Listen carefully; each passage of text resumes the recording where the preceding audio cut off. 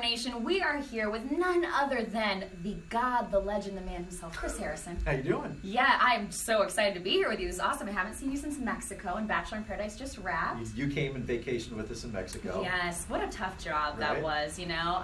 But you were so happy then the season wrapped. How do you feel about how it all winded down? Well, I mean, 3 proposals. We hit the hat trick.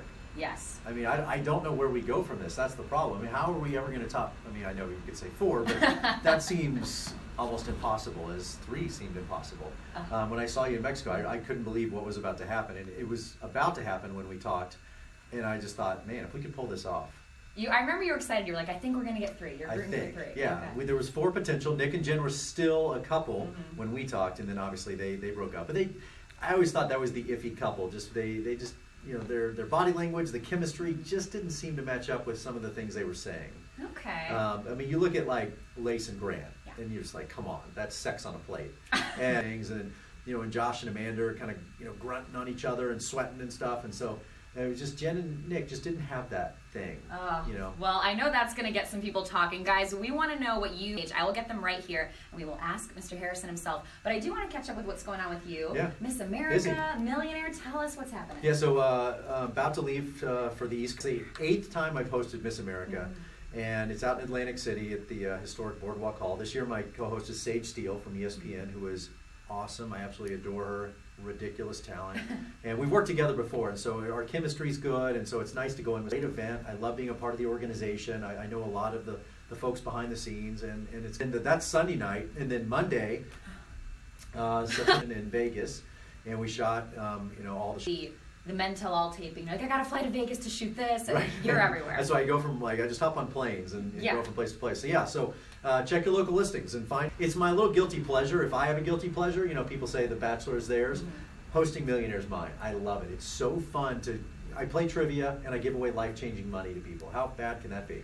Your whole world. I mean, you get to help people find love. You give them money. Like, right. you figured it out. Happy in your life right now? I'm very happy in my life right now. Yeah. I mean, I don't have a ring on my finger like you do. But no, I love my life. I truly wake up every day and just like feel like I'm stealing. I'm just blessed. You know, my kids, beautiful children, great family. I hope it's not so bad. Well, I know people are going to have a lot of questions about Paradise. I'm going to start off with a couple of my own for you as the other questions keep trickling in. Now, Luke Pell. Nick, we know, is the Bachelor. Right. Luke is not.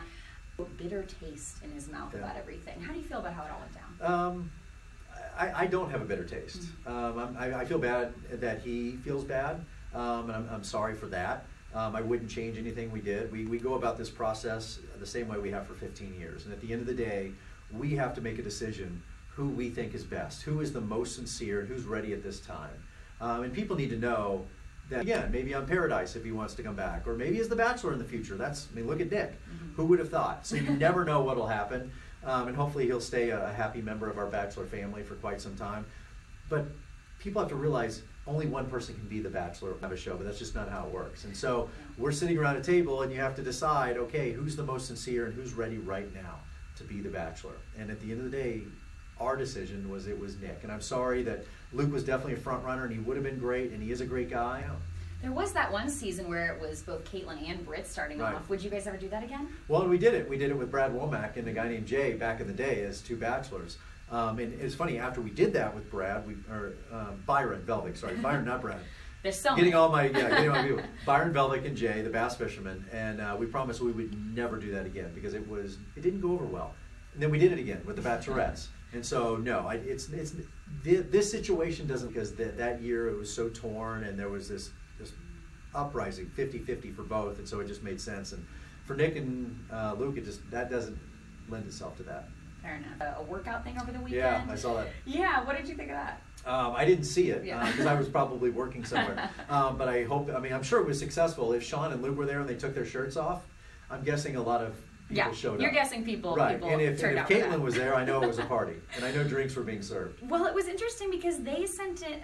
They had kind of tweeted during JoJo's after the final rose, like, "Oh, we didn't get an invite. What happened there? Is everything okay with them and Bachelor Nation?" Yeah, it's so funny. It really is like a family, and so people get their feet situation. Like we had one couple on, and then they weren't there. It's like. And I would love to put everybody on TV all the time and make everybody the Bachelor and Bachelorette, but we just can't. Yeah.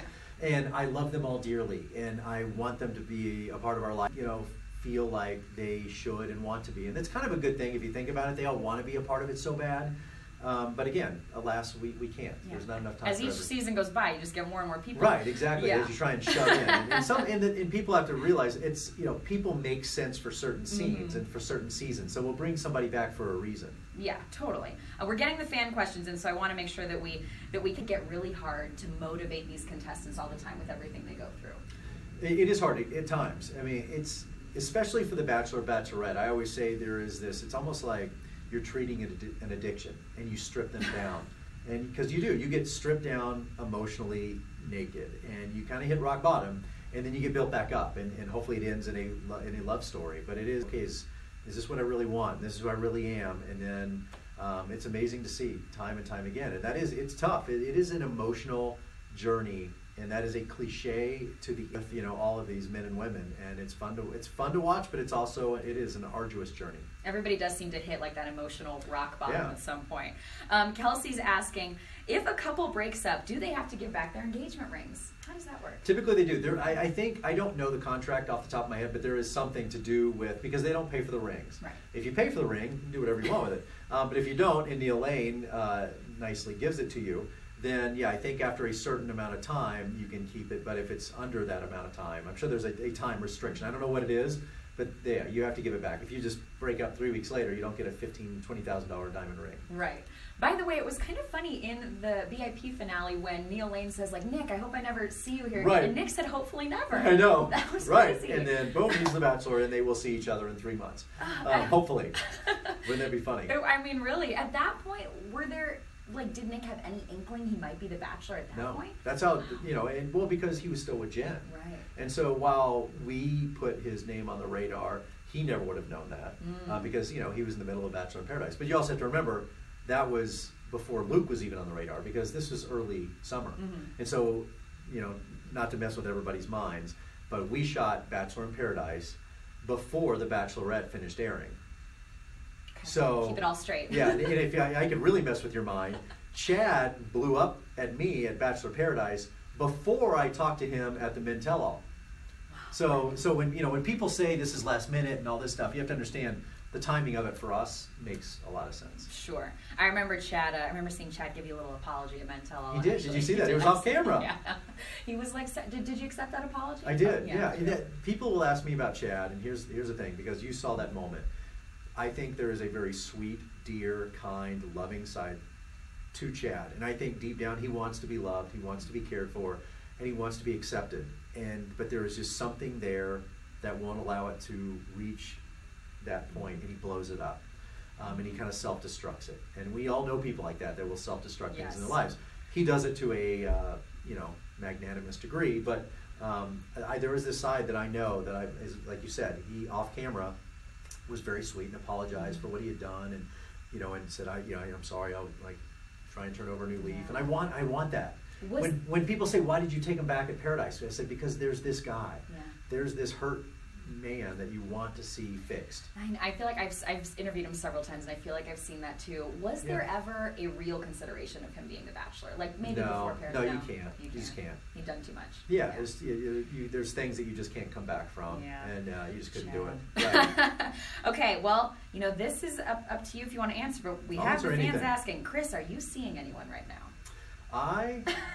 This is from Brendan. Brendan. Well, Brendan? First of all, I'm open to anything. I am single. You are single. Yes. Okay. Well, fair enough. There you go, Brendan. But happy. When I have time off, I spend a lot of it with my kids, as much as I possibly can. And I have a finite amount of time now left. My son just started high school, and my daughter's now in 7th grade, and so I have them. They were with me in Mexico, as you know, and so I spend a lot of time with my kids, and I love it. And I have a great group of friends, and I date. I try. Okay. Yes. And what are you looking for?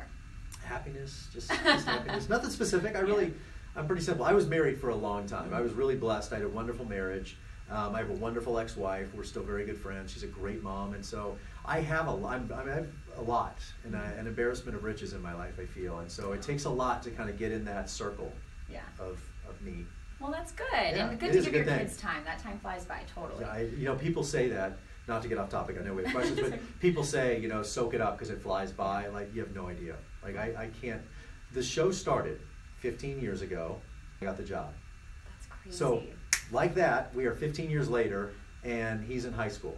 And he's taller than me, and he walks on set now, and he's like, hey.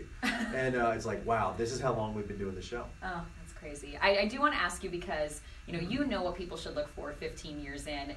You know Nick, should he find, and I especially want to ask because, Ben was only 26. Yeah. Nick's 35. He's done this several times. What do you think for Nick? The thing for Nick is Josh can't be there. No.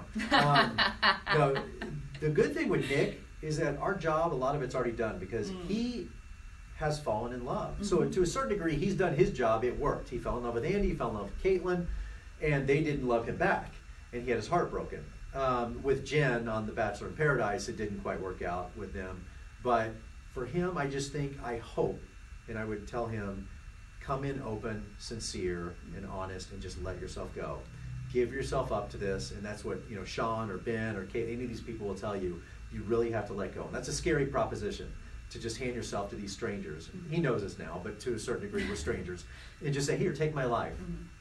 And we're good at pushing the envelope, making you date and introduce you to people you wouldn't normally be introduced to.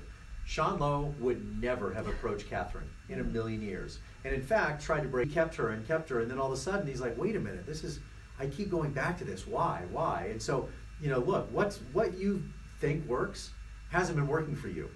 Maybe try something a little different. So people don't often really know what they need in different types of people, and then even sometimes dating those types of people make you realize, yeah, I do want this.